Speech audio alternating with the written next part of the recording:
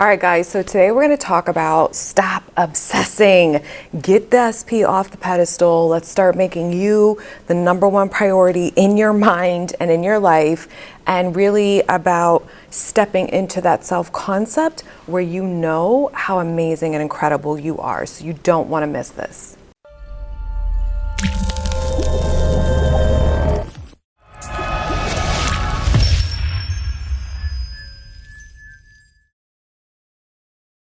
Hey everyone, it's Kim Velez, a conscious life and success coach, and I'm really happy to be here with you today.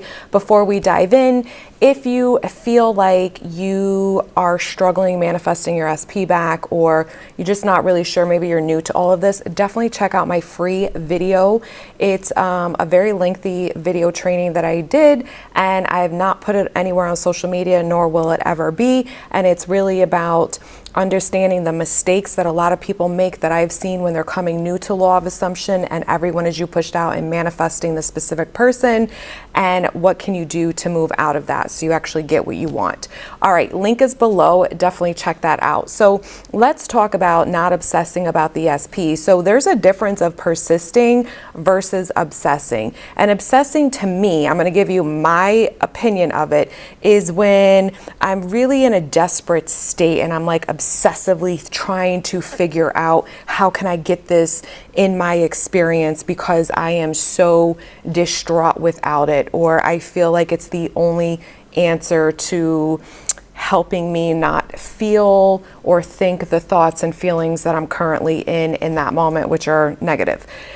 That is what obsessing is. It's your mind is flooded and you're trying to obsessively control and figure out, again, how am I going to get this? Now, that's typically how the brain works because it's focused on a problem. And then when it sees the problem, it's like, all right, this is what the fuck you need to do. It's like it has to rehash it over and over to either get you to a place where logically you're like, all right, you know what? Fuck this. It's never going to work because I'm recalling all these memories and evidence of my past experience. And that is supporting me not getting what I want. So then you start rationalizing and coming up with excuses to let something go. Or you just really obsess over trying to figure out a way to get what it is that you want. Now, persisting is when I think this is what brazen impudence is. This is what Neville talks about when we don't take no for an answer. So what does that mean? That means that when I think of this desire that I want, whether it's an SP or it's money or your dream house or making a certain amount of money, and you can't understand the how or the when, your job is not to focus on that. Your job is to persist that, nope, this is mine. Nope, I can have this. Nope, this is, I'm going to experience this very soon. So it's really just training your mind to persist in the story, saying, this is who I am. This is what I believe is a possibility for me, or this is what I think could be a possibility for me. Therefore, I'm going to focus the thoughts that say, I can have this, rather than giving up on the story that no, I can't have this. Now, the reality is this. I know in my past experience, because I've manifested in a lot of specific persons multiple times, many different versions, but the ones that came back and gave me what I wanted is when I fully stopped focusing on the old reality of me, the old reality of them, the old reality of our relationship and connection. And I really just let all of that story, I just didn't think about it anymore. And then I focused and persisted on a self-concept of me being loved, wanted, and chosen, and the story of love, the story of my excitement, my anticipation of my anticipatory, like, woohoo, this is what I'm about to experience, abundance mindset that I was like, oh my God, there's, tens of thousands of amazing men out there that check off all the boxes of what I desire, and I can have this kind of relationship. And when I would dwell in that reality more, the floodgates opened and these fuckers, all of them came back in, really, giving me what I wanted. So you don't have to obsess, and the persistence is really persisting in a story that says you're going to get what you want no matter what.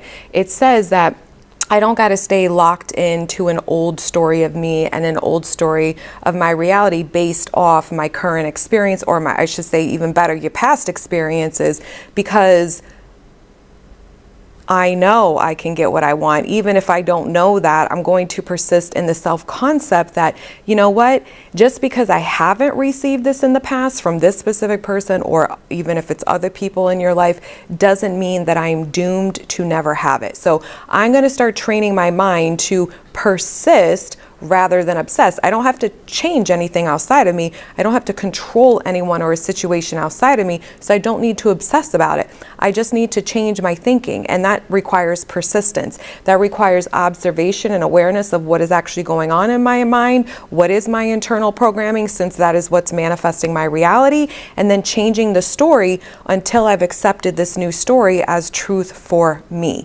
And you do that through persisting. That's what brazen impudence is. It's when something in your current reality is saying you can't have what you want, or it's manifested as the opposite, or you just don't even have any evidence to support you getting this reality. Your job is to not take that as fact. Your job is to say, all right, what do I want instead? And who am I having what I want instead? So this is how you knock SPs off pedestals, is by reinforcing how amazing and incredible you are. Because remember, I've been saying this for years now, is that we falsely give up our power when we have low self-concept and we meet someone, and then we have this beautiful love story and we see them giving us attention and, you know, making us feel like $1 million and so wanted and cherished. And then we finally feel validated, right? Somebody sees that I'm worthy. Somebody actually loves me. Somebody's wanting me. Somebody's choosing me. And we live in that story. And that's what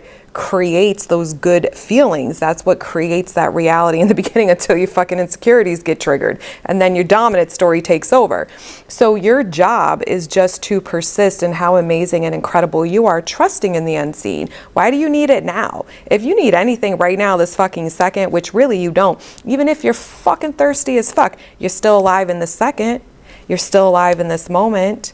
So your job is to stick to a story, trusting this is what I will experience, really understanding that you're not changing outside of you, you're changing internally, and then it will be reflected outside of you. So all this is why you just have to go within. This is how you stop obsessing over what you want, because there is no one to change but self. Focus on you, focus on the possibility or understanding that I can have this, that you don't need it now. If you're feeling like you do need it now, you just reinforce your self-concept till you feel better, and then you can affirm for SP, whatever. Like, you have to convince yourself at some point that you are amazing enough to have this, that you are desired, you are wanted, you are incredible, you are sorely missed, you know, you are unforgettable. Because most people that don't, you'll still manifest in your specific person, because I've done it, but you get the same shitty cycle. You get, and some of us have to go through that a couple times, so it starts to really sink in and click that, it isn't about them, because they're only reflecting me, and in order for me to get a different version of them, I got to change my story of me internally in relation to them, as well as seeing them different. And it goes hand in hand. And this is why you persist. You don't obsess. You're not controlling them. You're not controlling circumstances outside of you. You're just persisting in a favorable story within you. And you want to relax. You want to sit the fuck back and understand, I got this in the bag. I am so amazing. I am so incredible. And I know this is mine. I know I don't have to worry about it. It's coming to me. How can it not come to me? Have you seen me? Do you know who I am? I am incredible. I am the God of my reality. I am amazing. I am worthy and deserving of this. Anyone would be lucky enough to be in my presence.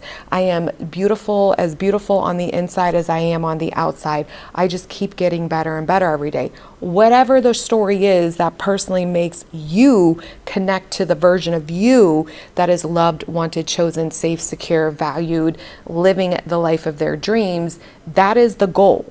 That's who you're turning into. That's who you're transforming internally. You're getting rid of any thoughts that tell you otherwise and any old programming that tells you otherwise, and you're persisting, not obsessing, in how amazing you are. And then you don't give up your power to people outside of you, because you understand no one's separate from me. They're only reflecting to me the story of me. So if I understand how incredible and amazing I am, even if I don't have the correct version outside of me right now, at some point they will come in professing everything. And since we always get more than one way, because we always do, I'm going to have, a buffet of options to choose from. And I will decide in that moment who I want. Like, how powerful is that? So no one to change but self. Stop obsessing. You're persisting, not controlling. And get them off the pedestal and start remembering how amazing you are. And you persist in that story until you've convinced yourself that that is your truth. All right, guys, I love you a lot. I'll see you soon. Bye.